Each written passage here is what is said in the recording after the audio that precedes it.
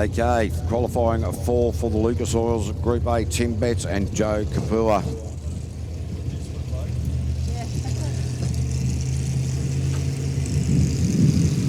Tim, of course, a builder out of Auckland, and Joe Kapua, a truck driver and an office manager. Of course, if your truck's your office, and I guess you are an office manager if you're in the truck there, KV. You've been a bit of an office manager this week in your time in New Zealand, mate, driving around, seeing the lovely sights of our country. Yeah, it has been wonderful, mate, and of course this beautiful country does offer so much, and yep, it is great to get around and see what it has to offer. But I'll tell you, this drive here at Tim Betts, just getting slowly better, and again, not got the big budget to throw the big horsepower at, but really starting to smooth everything up. Joe Kapua and Tim Betts working fantastically as a team out there on the water. The communication is really good at the moment. Joe, not overly animated on the navigation, but certainly got her eye on the ball, no doubt about that. Yeah, but we touched on that before, and you don't. It's what you get comfortable with, right? So you don't have to be too. If your driver doesn't want you to be too animated, well then you just pull it back. You know, if you want to be more animated, then you do that. That's a great time, 52.678. So it comes down to, I guess, what you're comfortable with, what your driver's comfortable with, and you get into that routine of following each other, don't you, KV? Yeah, and that's just a bit of discussion that these crew will be having in between rounds, and righto, what do we need to do here? You know, they'll discuss improvements each and every time they're out on course. Stewie Latham now and Kendra Death. Heron Constructions, the boat is chaos. Oh, it's nice to see our Shot 360 photographer up here trying to take in some action on our tower, KV. Jeremy Ward does a fantastic job. Stewie Latham, Kendra Death's been around the sport for a number of years and has navigated in a numerous amount of boats, and so she'll bring a lot to Stewie Latham's game plan here today at the NZ Speedbowl.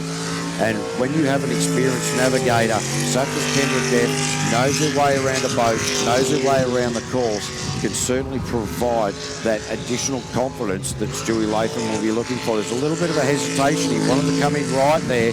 Kendra kept him right on course. So this won't be too bad here for Stewie Latham. This is going to be okay. I tell you what, he's going to put the pressure on his mate Paddy Hayden, who's driving the same boat, to say, hey mate, I've just set a time of 47.884, fella, you've got to beat that. Yeah, that'll really put the wood on Paddy Hayden. But so there's the Group A race going on, as well as the race between A and B driver, and that's always a race within a race. Absolutely, yeah, the camaraderie to see who's going to finish on top. You know, it's going to be a tricky effort, but I'm sure Paddy Hayden, being the man that he is, and he'll have Jay chomping at his heels to say we've got to beat that time. He won't want to let Stewie get the upper hand on him, that's for sure. So Rick Flowerday and Jazz Flowerday now from Pukahina. Jazz, the student ACG at Tauranga. The boat is the Joker, ZB Homes, Bay of Plenty Limited. So the managing director of ZB Homes Bay of Plenty, Rick Flowerday. If you're looking for a home, go down, have a chat to Rick. He's the man. Telling KV and Slim sent you down. He might even give you a discount. Absolutely. Of course, talking about going down there, KV, you can pop down into the pits and go and have a look at the boats at our lunch break, which will be following qualifying 4. When the super boats have finished that, get down there, pick up a poster, go and see your teams. Don't just pick on one team, make sure you check all of them out, folks. So all you guys up there on the bank, make your way down to the pits and have a look. And we might even get out and have a look ourselves, Davey. Yeah, maybe, mate. We'll see how it goes. There's food on offer, though. Exactly, mate. It is lunchtime, and I think we deserve a coffee. These guys are looking pretty pristine, Rick and Jazz, as they head down the... Gone too deep, way too deep. Had to be very quick on the steering wheel. I thought he was going to end up near the mouthbreath flags at the top part of the course. There would have been a massive hard jump there for Rick and Jazz, but he's managed to pull it together for a 48.172. Wow, way too deep into the Speed Bowl, the NZ Speed Bowl at the right side of the course for commentary. And wow, he was very, very quick to get himself out of trouble. Split-second decisions, what saved it. Tell you what, you scared the living bejesus out of me. I wasn't watching the corner. I was too busy looking at something else there, and you jumped on top of me there, KV. So thanks for that. I'm definitely awake. Well, that's good to hear, mate, because we are a long way into the day and you do need to be awake at this. So Bevan and Claudia Edwards, the rural sales consultant and agent is Bevan Edwards out of Carterton, and Claudia, the farm worker for PGG Wrightson's, Westview Aluminium, S&R Builds, Grain Hub. So great to see the Grain Hub sign over at the top part of the course there, and g'day to everybody up there watching what's going on with Bevan and Claudia Edwards. Had a bit of a run into the fence down there at Wanaka last round, but everything is A-OK. Yeah, no, we did manage to catch up with the this team last night, and Claudia said she was all good. Took her away for a little bit of observation, but came back to the proceedings afterwards. He just took a little bit of an island, a bit of a chunk off the island there as he bounced through there. But that's okay, hasn't cost him too much. See how deep, nice, smooth line through the centre. Not as deep as we just saw on the previous circuit there. But they're looking pretty sharp here, KV. Yeah, Rick Flowerday, Bevan Edwards really starting to come on song, new into this season, been around the sport for a number of years, finally decided to get the vessel, the inheritance, and having a pretty good crack of it. So great to see these guys. All a little bit of, just wondering if there's a bit of blue smoke out the back there, so maybe just a little bit of oil getting onto the headers there. Hopefully nothing to worry about, but a 49.699, 49.699. So a bit of smoke on the water. Boom, boom, boom. Sorry, should I stop now? Yeah. No, okay, sorry. Right. Yeah, no. Sorry, apologise to people on the bank up there, that's fine. So, we'll see our safety crews hot on it. Excuse the pun, as they get down to the ramp just to check that everything is okay. And of course, if they see that, these guys might not be aware that anything's wrong in the back of the boat, so we can smell it as it comes back in. Pete, our top man, as it comes onto the trailer, he's just having a little bo peep on the back. And is he going to put it no sense of urgency down there at all. They'll okay. just not be overly concerned about that. So Tony Reid, Andrew Bakey now coming out on the track for Drillco. So Tony Reid, Drillco, Reid Engineering Limited, Shifties Sports Bar and TAV there in New Plymouth, Waitra Superliquor, Petersol Transport, Egmont Industrial Supplies. Yeah, of course, the 303 still at it. The number 303 still at it, because he's been here doing it 100 years, Uncle Tony. A 400 Chev, 600 horsepower, a Stinger hull with a Scott 8.25 and 25 cubic inch. They're a little bit hesitant out of the blocks. There's something wrong with the boat. There was, I thought there was a moment of hesitation, which is not like Tony Reid. So he's had a few issues with this power plant, and the boat now, they're still on the rotation. No, they're not on the rotation proper. They've actually gone the wrong way. So obviously something wrong with the power plant there in the Drillco machine. So Tony Reid and Andrew Bakey will take that straight back to the pits. They'll throw the spanners at it and find out what's going on. So very disappointing end to the run for qualifying for the Lucas Oils Group A for Tony Reid and Andrew Bakey. Yeah, unfortunately, like I say, is it going to look to, no, it can still come in as we wait for Clayton and Mandy Tisdall to be pushed off the boat now in the case machine out of our Wanaka crew, of course. So, now they'll be, it doesn't look too serious, but definitely down on power there, KB. So hopefully everything's okay. And like you say, they'll get there. Fortunately for them, well, unfortunately, but fortunately for them, they've got the lunch break, right? So they've got a bit more time to have a look before they've got to get back out onto the water. But watch these guys come out of the chute, folks. Later than Mandy Tisdall, the Get Insider team out of Wanaka. They will be looking to go sharp. A new engine in this boat. It's been up here this week from Head Racing Engines. Look at the power coming out of the back of this boat now, folks. As it heads down the back. Oh, this is looking sharp, Katie. Yeah, certainly is. And Clayton really onto it at the moment. Mandy working beautifully with her husband as the navigator. The big arm of Mandy Tisdall, well, it's actually not a big arm, but the way that she just gets the arm out over the dash there, it certainly makes sure that Clayton knows which way he's being pointed. And this boat certainly has plenty of speed. Not quite as smooth out of the corners as we'd like to see, but Clayton will certainly pick that up as the day wears on. That constant radius arc now into this final part of the rotation really opened that up, just kept the boat nice and smooth through there. Lost it a little bit out of the last corner, but a 47.692, 47.692. The boat's got plenty of top end speed. Clayton just needs to smooth it up around some of those corners, and we'll see that time come well down. Yeah, but that's good. He slots into P1. They'll be happy with that, you know, if they're at the right end of the table. So, you know, yes, you might say, KB, they've got a little bit of tweaking to do, but they're there, right? They're right up there. They're in where they need to be to get on the podium. So, like I say, they'll go back now. They'll have the lunch break to reassess, and look out qual 5, because they'll try and top that time.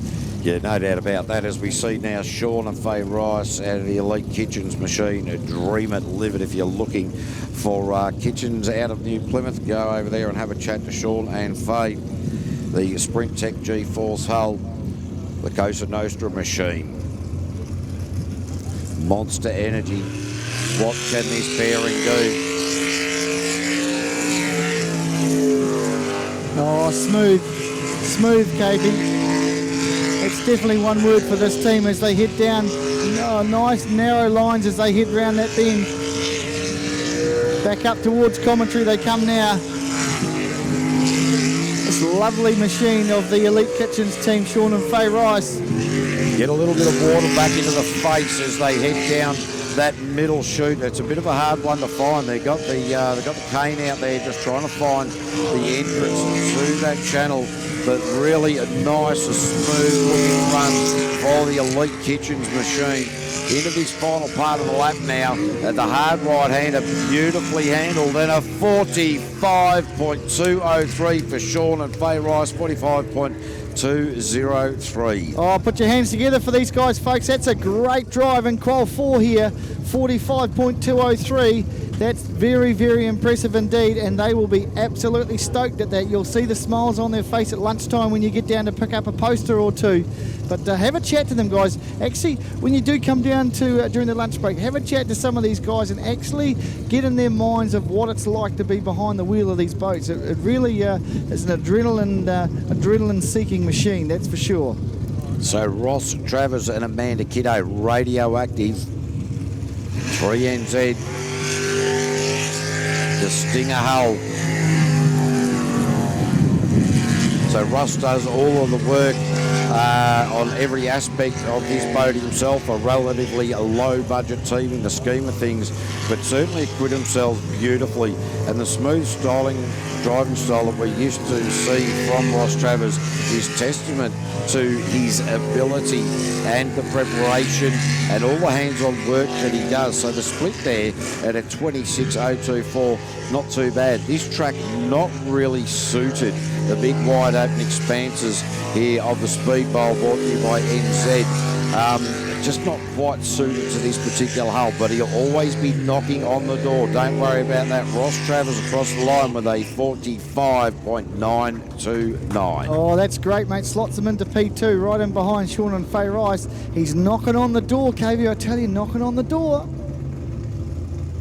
So Ollie Silverton is down onto the ramp, as is Tim Coleman, as is Paddy Hayden. Yeah, now we referred to Paddy's teammate there before getting that great time. So, you know, I think they would have been on their way on the trailer down here going, just remember, Paddy, Jay will be saying, just remember, we've got to beat our teammate. We've got to beat our teammate. But that's okay. We've got a couple before they get on the track. We've got Ollie Silverton and Jess Sitt. New Zealand's best kept secret as a navigator, this girl, I tell you. They'll be looking to, after that little bit of a hiccup they had, cautiously took the boat off the water a couple of falls ago. But back out the PSP machine. Keep a really close eye on this, ladies and gentlemen, and indeed children around the world, because this guy can drive a boat very well indeed. Very, very smooth. If you're looking to emulate any particular drivers. There are a few, but Ollie Silverton certainly one of those up there. Bit of a back off fighting that centre chute. We're seeing a lot of that with these guys.